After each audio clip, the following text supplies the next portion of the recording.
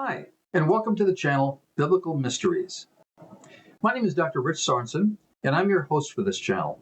And our purpose here is to do in-depth explorations of biblical topics from both a scientific and a religious perspective. In this video, we will be discussing the origin of the ancient gods. And as we proceed with this topic, I'll be referring to many resources that you may want to check out for yourself. This video is based on a paper I've written, which footnotes all of these references, so there are links to the paper in the description box. Now today, we use the word myth to mean a story that is told as true, but is actually false. However, in the past, this word carried an additional meaning. A myth is a hidden story that reveals the truth. And so it is with the ancient gods, and there are a lot of them. Here are just a few. Enlil, Anu, Marduk, Ishtar, Ra, Amun, Osiris, Isis, Horus, Baal, Zeus, Aphrodite, Neptune, Pan, and many others. They were mythical, but they were also real, and they were based on real beings. Each of them represented one or more ex-angels, in other words, demons, who took on certain characteristics for the sake of interacting with people, and they were depicted either as humans, as animals, as human-animal combinations, or as forces of nature. Now, many of these gods were associated with stars and constellations, such as Sirius, Orion, the Pleiades, and Alpha Draconis, because ex-angels may have ruled over or come from various regions of the universe. And there are a large series of constellations and star names from prehistory that together represent Jehovah's long-term plan for the world. And they're known as the Star Gospel. And the Bible is the only reliable source for giving us perspective on and understanding of prehistory. So the Star Gospel is another true myth that depicts both the past and the future and fits the ancient gods into an overall context. For example, one of the constellations is Draco the dragon, which represents Satan. And he's also represented by the serpent constellation, because Satan is the adversary who bites the heel. Other star gospel constellations were corrupted by astrology on behalf of the ancient gods. And these include Leo the lion, originally the symbol of the ruling tribe of Judah, and the human ancestor of the Messiah, Virgo the virgin, Coma the baby, Crux the cross, Pisces the fish symbol of God's people, Orion the warrior, Libra the scales, and many others. A link for my paper on the Star Gospel is also available in the description box. The ancient gods also served as avatars for kings and dictators. And our concern here is with how the myths of the ancient gods were developed and promulgated in human society. And whenever we investigate ancient times, we have to bear in mind how radically different the culture of that day was. It was community rather than individual identity, comprehensive control by the gods, the divinity of kings, the centrality of temples, the reality of the spirit world, and ancient conceptions of the universe. Other than the true God, Jehovah, in heaven, both the kings and the ancient gods were backed by demons, and they were typically capricious, cruel, egotistical, self-serving, and had a general disregard for morality and human life, except as it served their own interests. People typically lived in fear of both the ancient gods and the kings. And the interaction of the ancient gods, in other words, these ex-angels, goes back to the beginning of humanity and the encounter between Satan and Eve in the Garden of Eden. Several centuries later, a group of ex-angels known as the Sons of God came to Earth, and they were the ancient aliens of prehistory. The arrival of the Sons of God, who took on the form of exalted men, was the first comprehensive attempt by demonic forces to seize control of human society, and it ended with the flood of Noah. But there are no surviving records from that time, and little is known of their exploits beyond the hints given in Genesis chapter 6 and several writings from the Second Temple period, such as the Book of Enoch. And so we are much more familiar with the deities that came later, those of Sumer, Akkad, Babylon, Egypt, Assyria, Persia, Greece, and Rome. And these are the ancient gods with which we will be concerned with here. They're also spirit beings whose actual origin was in the unknowable past. So when we speak of their origin in this paper, we are referring to their arrival and their actions in human history. The story given here is myth in the old sense, a tale in which the historical details may be distorted and maybe even incorrect to some degree, but which nevertheless reveal an underlying truth. Now Noah had 3 sons, and they were with him on the ark along with their wives, and the sons were Shem, Ham, and Japheth. And it is from these 3 that all of the peoples and races on the earth have descended. And so we're all brothers and sisters. Shem was the father of the Semitic peoples, Ham of the African peoples, and Japheth of the European and Asiatic peoples. However, our concern here is with the historical origin of the ancient gods. And it is thought that that actually began with Nimrod, who was one of Noah's great-grandsons. He was born after the flood and was the son of Cush, who was in turn the son of Ham. And this video is the telling of his story. And remember, this is myth, so some of the details may be wrong, but the point is that they have an underlying truth.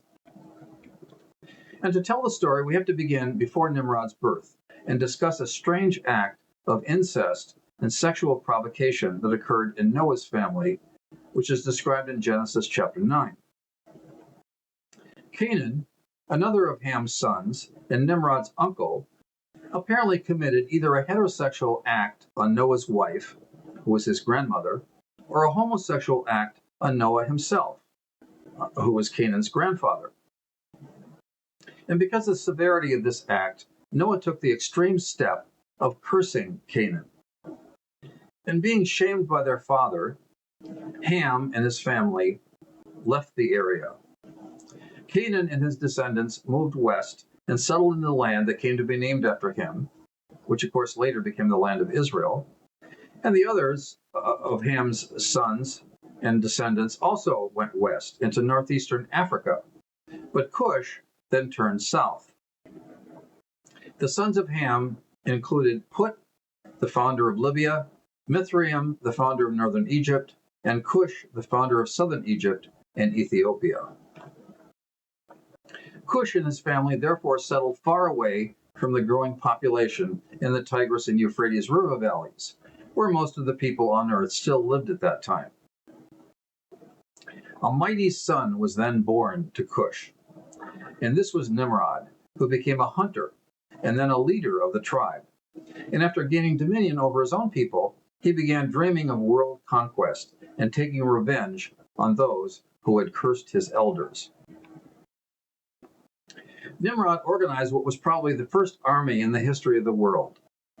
And he did this possibly by recruiting his cousins and their families, Sheba and Dedan from Arabia. And as the leader of this army, he sailed up the Red Sea to invade Mesopotamia. And when he landed with his forces, he was enticed by a female innkeeper, or a prostitute, said to be from Erech. And that city is also known as Uruk, or possibly Enoch, and was an ancient Sumerian city. And it may actually have been founded by Cain, the son of Adam, and named after his son Enoch. In any case, this woman that he met was so attractive and sexually adept that Nimrod took her along with him. Her original name is unknown, but later she was given the name Semiramus after becoming Nimrod's queen. And the name Semiramus is derived from the place names of Shinar and Sumer, but her name in Sumerian which is Samar Amat, means gift of the sea. This name was given to her probably because it was not fitting for a king to have a prostitute for his queen, and she was therefore supposedly a virgin sprung from the sea that Nimrod had found when he landed with his army. Later queens of history took their regal name from her, and that suggests that she actually was a real historical person. Now, cities at that time were relatively small, as was Nimrod's army. Perhaps 100 men, we don't know. Nevertheless, moving north and east, the army conquered all the cities of the world through force of arms, as described in Genesis chapter 10. And Nimrod established his kingdom in the lands of Sumer and Akkad. An early Babylonian legend tells of a conquering people who came up out of the Persian Gulf region and established an empire from these cities. And this may have been the invasion of Nimrod. The identity of his capital city is not certain, as there are several possibilities. Eridu, Uruk or Erech, Akkad, Babel, and later others, such as Nineveh. And he may have moved to different places and had different capital cities during the course of his life. The Sumerian city of Kish was founded later and was probably named after Nimrod's father, Cush. But regardless of the specific location, after the fighting was over, the reign of Nimrod began. Now, Nimrod's name means rebellious one, so it was an epithet and a description of his character rather than his actual name. Nimrod's real name was possibly Gilgamesh. In Genesis, he is referred to as, quote, a mighty hunter, but this could also be read as a mighty tyrant. And after his rule began, this coarse and brutal man began to engage in debauchery on an increasing scale, holding parties that became orgies of sex and violence. People and animals were tortured for sport, while Nimrod and his officials watched. Now, Nimrod despised Noah and his god Jehovah. So after gaining power, Nimrod appointed his own priests to create a religion that was more in keeping with his own desires. And it should be noted that all peoples in the ancient world believed in God, or in the gods, and the worship of and the sacrifice to gods was universal and dated back to the beginning of humanity. You may recall the story of Cain and Abel and the sacrifices of Abel. The question, of course, was which god you worshipped and how the worship was to be carried out. So under Nimrod's patronage, the Sumerian priests began to develop a new theology and a new cosmogony, where the gods were based on the demons and on demonically inspired rites. And the priests spent their time seeking knowledge from the ancient gods, and then developing and performing religious rituals. They eventually became a social class unto themselves. Now, having been a prostitute, Semiramus was secretly despised by the leading women, and she was also threatened by the many beautiful and seductive females who were vying for Nimrod's attention. Fearing that Nimrod was tiring of her, Semiramis set about securing her own position as queen, and soon she found an ally in the new Sumerian religious leaders. She secretly rose in power because of her position as queen and because of her access to the treasury of Samaria, which she used to corrupt those leaders and to purge all the godly ones who were not willing to go along with her rule. Aping Nimrod's control over the army, she gave the priests a stipend from the taxes imposed on all of the peoples of the kingdom. And so she made the priests submit to her own authority. Now, Nimrod's heavy drinking, feasting, and partying continued for years. So despite his frequent military conquests, he felt a growing weakness in himself. And needing all the more to have a way of maintaining his power, he decided that he would deify himself and command that the people worship him as a god. And this gave Semiramis an inspiration. Why not use the new deities being developed by the Sumerian priests and become their avatars? The people would then worship Nimrod and herself as divine beings. Now it's disputed which gods and goddesses were the oldest and which came first. Perhaps they were Enlil and Anu of Sumer. But exactly who came first and were then transmogrified into the other ancient gods is not that important to the story. To represent Nimrod, the priests created the gods Marduk, the bull and the god of light, and Bel, the master. And to represent herself, Semiramis had them create Inanna, the divine mother, and the goddess of fertility in the day, and Ishtar, the goddess of war in the moon, and the sex goddess of the night. Thus she attempted to satisfy Nimrod's desires, while at the same time advancing her own power. Through Semiramis's sponsorship, the Sumerian priests eventually fashioned and promulgated an entirely new cosmogony. The priests told the people that the original teachings from Adam, Noah, and the Star Gospel were to be superseded by a new revelation, and they began teaching the new religious mysteries that they themselves had developed. They revealed that the world had originally been created by Satan, the dragon, who they said was the world's rightful creator and owner, and that the problems of the world were caused by Jehovah's constant warring against the dragon. The people were taught that this conflict would continue until a divine son would be born to Inanna, the queen of heaven, and this son would defeat Jehovah and return the rule of the world to the dragon, bringing peace and prosperity to all. The constellation Orion and the warrior planet Mars was then declared to represent Marduk and Bel, the master, and the constellation Cassiopeia and the planet Venus was to represent Inanna and Ishtar, the queen, and the constellation Coma was to symbolize the child of Ishtar, Inanna, who would then become the Messiah. The other constellations were also reinterpreted in light of this new teaching. So Semiramus and the Sumerian priests also created the pseudoscience of astrology as a corruption of the star gospel, and they began to use the stars as a means of divination and sorcery, and to explore the many ways of calling on demonic power. Now Nimrod had still more ideas for self-promotion. At enormous cost, he began building a huge tower as a temple to himself and as a monument to his own divinity. Furthermore, the temple would be tall enough to survive any future flood from Jehovah. The priests would there conduct worship services to the gods and to him, using astrology for inspiration. But while Semiramus's new religious concepts were being taught, and they were being absorbed in the population at large, and as Nimrod's temple was being built, a divine disaster occurred. The languages of various groups of peoples were changed. Communication ground to a halt. Confusion set in, and the empire descended into chaos. Nimrod's temple was abandoned and was derisively called the Tower of Babel, or the Tower of Confusion. It became a huge political disaster, and it resulted in the Uruk migration, where people from different language groups left Sumer, went in all directions, and established new societies. This upheaval also spurred the need for writing as a way to communicate between the societies, so the script-based symbolic systems of cuneiform and hieroglyphics were developed. Now Nimrod's response was to withdraw into a sulking despondency. He drank even more heavily and became mentally unhinged. Now Nimrod had many women, and Semiramis had long before ceased to be his sexual partner. But seeing his weak reaction, Semiramis abandoned him.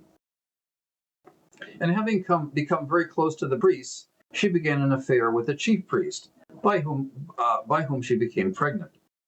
And she gave birth to a son, and named him Damu, or Damuzi, which was Tammuz in Hebrew and Adonis in Greek.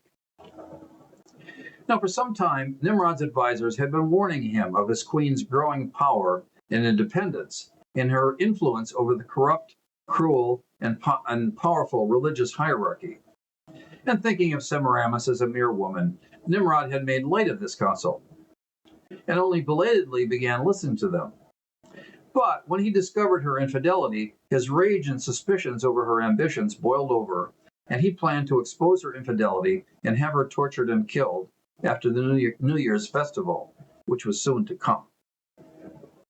But Semiramis's power had grown beyond even what Nimrod's advisors had suspected. She had spies throughout the palace and quickly became aware of Nimrod's plans, and she was not about to release the grip on power that she had achieved. Now, the New Year's festivities were one of the royal Sumerian traditions. It involved tearing apart a ram in front of all the guests and then roasting and feasting on it. And as Nimrod had long been a hunter, he may have started this tradition. And inspired by this custom, Semiramis came up with a bold plan. She arranged to have a number of the priests seize Nimrod while he was drunk and have him tied up and torn apart instead. So the king was separated from his guards under the pretense of conducting a worship service to him at the temple. The priests escorted him to the top of the unfinished Tower of Babel, where they bound and gagged him. And on the altar to his own divinity, he was tied to stakes, and in the red torchlight, his arms and legs were chopped off in a wild and gruesome ceremony. So it happened that the mighty hunter and the conqueror of Mesopotamia died at the hands of his own wife, and in the same way as did the beast that he had hunted. The priest roasted him on the altar, and the New Year's feast that year for them consisted of the flesh of Nimrod, the flesh of a god. The chief priest ate his phallus, thus symbolically transferring the power of Nimrod to himself and to the priestly class, who afterwards ruled the kingdom along with Semiramus. Now, after this horrific deed had been accomplished, Semiramis quickly seized supreme power, and with the aid of the priests, she had all of the loyal supporters of the king rounded up and assassinated. She then explained Nimrod's death with a story that the king had literally become divine and had ascended into heaven as the god Marduk. The Sumerian people were also told that Semiramis was truly Inanna Ishtar, the queen of heaven. Her son Damu, supposedly the son of Nimrod, was then proclaimed to be the morning star and the promised son from the reinterpreted star gospel, who would become the Messiah and save the world. Many Madonna and child type figurines of Semiramis and the mother nursing her supposedly divine son were created so that the people would believe the lie that she was the mother of a god. Sumer was therefore ruled for a time by a woman who was the first and the most influential femme fatale of history. Revolts had occurred, and many people had departed from Sumer due to the confusion of language. But Semiramis retained her power with those who remained, because she was the regent for her supposedly divine son until he came of age to rule. Meanwhile, Damu grew up in the palace where his every desire was instantly gratified. And years later, when he came of age, he demanded that his mother step down and give him the authority that was rightfully his. Semiramis refused to surrender power and began planning to kill her son. But knowing what she had done to Nimrod, Damu struck first, killing his mother. And to prevent a revolt by the priests and to cement his own power, Damu appointed new religious leaders and had the chief priest, his real father, killed along with his mother. The deaths of Semiramis and the chief priest were likewise explained as their ascension to heaven as gods. Damu also deified himself and commanded that rituals be conducted to symbolize his strange, quasi-messianic relationship with his parents. In these rituals, he would descend into Hades to seek the soul of his father in order to atone for their deeds. Thus, the kingdom of Sumer was established in a pattern designed by Satan, with greed, deception, treachery, and violence, where man exploited woman and woman betrayed man.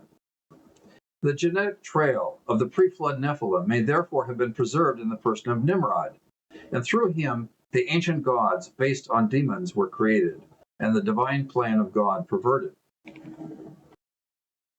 Now, people who spoke different languages had migrated away and established new societies, and some of them went to the land of Egypt, where they developed the legends of Osiris and Isis. And amazingly, all of the weird stories of this Egyptian god and goddess came directly from the sordid family of Nimrod and Semiramis, with only a few of the details changed. In the Egyptian version of the story, Nimrod was Osiris, Semiramis was Isis, Damu was Horus, and Satan was Set. Osiris, or Nimrod, was torn to pieces, not directly by his evil brother Set, or Satan, but rather by Isis, Semiramis herself, under Set's, or Satan's influence. The parts of Osiris's body were scattered. His phallus, symbolizing his power, was eaten by crabs, supposedly, which was actually the chief priest, who was also Semiramis's paramour. Thereafter, Osiris was sent to the land of the dead to rule over it, so that Isis could seize power and rule by herself. Isis became pregnant, but not by Osiris, but rather by the chief priest, who, by consuming the flesh of Nimrod, had, in a mystery, taken the king's virility and authority. And their son Horus, or Damu, became the promised child and the heir to the kingdom, just as Semiramis had created Madonna and child pictures and figurines in Sumer, so the same images of Isis nursing Horus were also created in Egypt. The pharaohs of Egypt subsequently claimed their descent from Horus, just as the Sumerian kings were biologically descended from Damu. Now, the basic doctrine of Egyptian society was known as Ma'at, which signified the overall system of morality, justice, and universal equilibrium. Ma'at was maintained by the worship of the many gods of Egypt and by worshiping Pharaoh, who was considered to be divine due to his descent from Horus. Some pharaohs explicitly claimed divinity. The priests of Egypt, like the Sumerian priests before them, had little to do with ordinary people who were generally afraid of and avoided them. These religious leaders performed rituals to serve and appease the gods, and the ceremonies were usually done in the dark and in secret, and sometimes involved hallucinogenic drugs, like blue lotus. If the gods were not worshipped, and if Pharaoh wasn't ruling, in other words, if Ma'at was not maintained, then Egyptian society was supposedly in danger of dissolution. The pharaohs sought the approval of the goddess Isis for their rule by means of the Hieros Gamos ritual of sexual intercourse with an avatar of Isis, who took the place of Semiramus. This was done periodically at their Jubilee and at their Sed festivals. And in many of the Egyptian tales, Isis and Horus ruled together and are either metaphorical or actual Oedipal lovers, rather than the son killing the mother. In Egyptian lore, Horus obtains his mother's authority through a Hieros Gamos mating ritual. But perhaps the real reason for the assumption of the story in that form, in other words, Isis cooperating with Horus, was because most of the people who migrated to Egypt had left Sumer before the slaying of Semiramis by Damu. Never having seen that part of the story, that portion was not included in the Isis-Horus legend. Isis and the demons behind her were then worshipped in Egypt for thousands of years. Now, the people who later became known as the Assyrians also left Sumer in the dispersion following the Tower of Babel incident. And true to the ruling traditions of Sumer and Akkad, which were based on the cruelty of Nimrod, they conquered and ruled by terror. They decapitated and disemboweled their enemies. Likewise, they based their gods and goddesses on the same history and the same stories. The goddess Astarte in Nineveh was simply another Ishtar with minor differences. The ritual wailing for Tammuz to return from Hades in the spring, which was an intimate part of the worship of Astarte, also came directly from this story. Tammuz, or Damu, was supposedly the Messiah, and he, quote-unquote, died in the winter in order to seek his father, Osiris, in Hades. The Assyrian women would mourn and wail for the rebirth and release of Tammuz in the spring, when the crops would be renewed. In the land of Canaan, Bel became Baal, the master, and Astarte became Ashtaroth. One of the cities in Bashan was actually named for her. The people of Israel, who were supposed to worship Jehovah, struggled with Baal worship throughout their history. And cult prostitution, which was part of Canaanite worship, and which may have begun either in Sumer or in Canaan, also came from Semiramis, who, having been a prostitute and snubbed by the high society ladies of Sumer, wanted other women to experience her humiliation.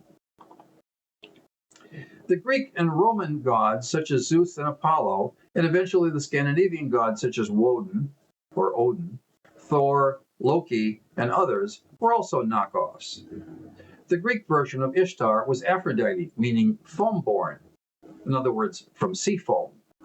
The name also came directly from Samar Amat, which meant gift of the sea, as we've described above. Venus was the Roman version of Ishtar, and according to legend, she was born when their father, Uranus's phallus, was cut off and thrown into the ocean. Just as Semiramis came from the sea and was born into power when she had Nimrod castrated and murdered. Both Aphrodite and Venus were often depicted as coming out of the water, as in the famous painting The Birth of Venus by Botticelli. And all of these goddesses were associated with the trademarks of Semiramis: eroticism, power, and treachery. Likewise, the male deities who were supremely powerful and immortalized as gods were in some cases duped by women. Now, the biblical book of Daniel contains visions as seen by Daniel, the prophet, that describe future events and are narrated to Daniel by the angel Gabriel. And Gabriel tells Daniel that he had been delayed by conflict with the prince of the kingdom of Persia, which is a reference to a demonic being that influenced the ruler of Persia. Gabriel also states that after Persia, the prince of Greece will come. And this is all described in Daniel chapter 10. Thus, the curtain is pulled back, revealing the influence of demonic forces on world leaders. The ancient gods and goddesses were therefore not mythical in the contemporary sense of that word. Rather, they were avatars of real spirit beings. And their actual names and identities are not important. In most cases, we don't even know who they were. What is significant is that all of them were and are demonic and evil. Furthermore, they're all still here. The same demons who were behind the ancient gods Enlil, Anu, Marduk, Baal, Ishtar, Osiris, Isis, and all the others still exist today and continue their activities in contemporary society. When people engage in seances, divination, witchcraft, casting a circle, remote viewing, spirit guides, or even seemingly more innocent things such as seeking their fortune through astrology, tarot cards, or Ouija boards, they are entering the realm of the demonic, and they're flirting with dangerous powers. And just as those spirit beings tempted ancient people centuries ago with wealth, power, relationships, drugs, and sex, so they continue to do so in an effort to bind, addict, and control and destroy us today. The New Testament explains this. What am I saying then? That an idol is anything? Or what is offered to idols is anything? Rather, that the things which the Gentiles sacrifice, they sacrifice to demons and not to God. And I do not want you to have fellowship with demons. You cannot drink the cup of the Lord and the cup of demons. You cannot partake of the Lord's table and of the table of demons. Or do we provoke the Lord to jealousy, and are we stronger than he? This is from 1 Corinthians chapter 10. The thief comes only to steal, kill, and destroy. And I have come that they may have life and have it abundantly. And those are the words of Jesus in John chapter 10. If you like this channel, please click on the like and share buttons. If you want to see more videos from this channel, please click on the subscribe and notify buttons. Thanks for watching.